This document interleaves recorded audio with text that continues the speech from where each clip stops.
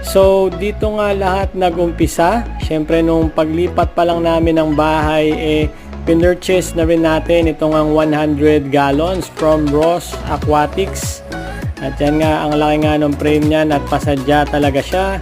Hindi yung pangkaraniwan, ang kapal ng bakal. At nagustuhan natin siya dahil meron siyang pinaka-brace na pampatibay. At yun nga, nung una pinag-isipan pa kung paano ipipwesto yan. At yan nga, ang naging desisyon namin maging divider mismo itong ang aquarium natin. At yan nga yung 100 gallons na talaga namang goods na goods ang itsura niyan. At ito na nga yung mismong pinaka-fish tank. At ang laki, talagang 2 tao magbubuhat niyan.